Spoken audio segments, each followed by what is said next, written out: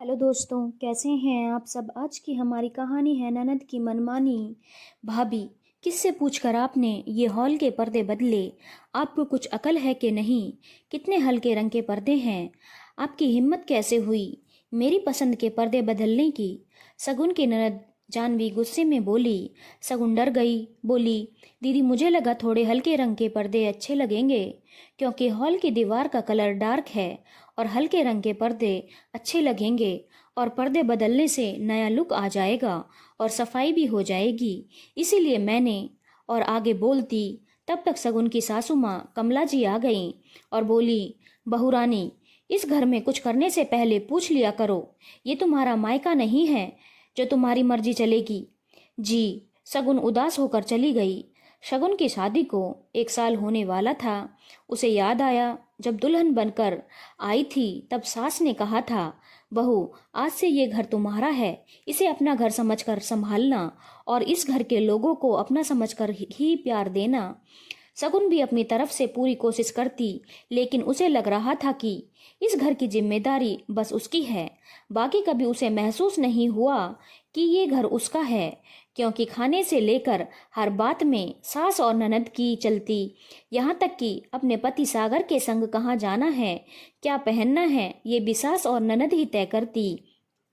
कई बार सगुन को गुस्सा आ जाता तो वो सागर से कहती कि ये घर सिर्फ नाम का मेरा है, यहाँ मैं कुछ भी तो मन का नहीं कर पाती। तुम कुछ कहते क्यों नहीं? अरे मुझे इसमें मत घसीटो, कहकर सागर पल्ला झाड़ लेता। सगुन भी नई नई होने के कारण कुछ बोल नहीं पाती, पर अंदर ही अंदर घुट रही थी।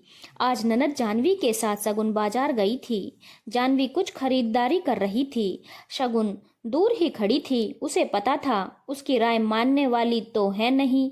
वहां उसकी पक्की सहेली मिल गई, जिसे देखकर सगुन बहुत खुश हुई।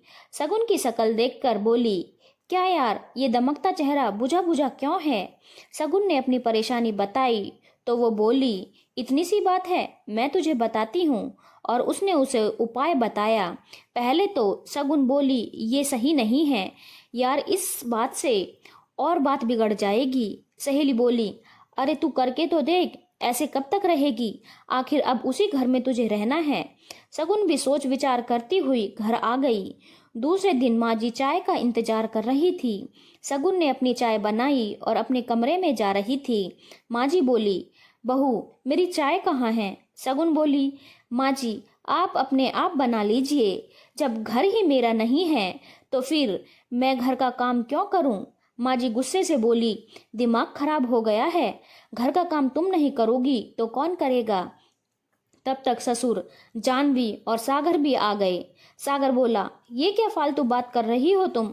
सगुन बोली, आज आप बीच में क्यों बोल रहे हो? वैसे तो आप कहते हो कि मैं घर के मामलों में नहीं पड़ना चाहता, और जानवी आज से घर के रख रखाव की जिम्मेदारी तुम्हारी ही है, तुम अपने हिसाब से सब देख लेना।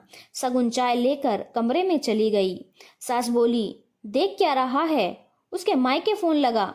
तब ससुर जी बोले, जो सगुन की स्थिति समझते थे, बोले, सगुन सही कह रही है, जब घर की जिम्मेदारी उसकी तो घर भी उसका होना चाहिए, जहां अपने मन से वो रह सके, कुछ कर सके, नहीं तो घर टूटते देर नहीं लगती।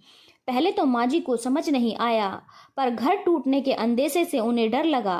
फिर वो सगुन के पास गई, बोली, तुम सही थी, घर सबका होता है, तुम्हें भी अपनी पसंद से जीने का और घर को संभालने का हक है। मुझे ही समझने में देर लग गई। सगुन बोली, माफ करना माँ जी, ये बात समझाने के लिए ही मुझे ऐसा करना पड़ा। आप सब तो मेरे अपने ही हो। सगुन मन ही मन सहेली को धन्यवाद दे रही थी।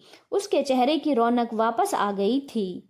धन्यवाद दोस्तों। अगर आपको कहानी अच्छी लगी हो तो चैनल को लाइक, शेयर और सब्सक्राइब करना ना भूलें।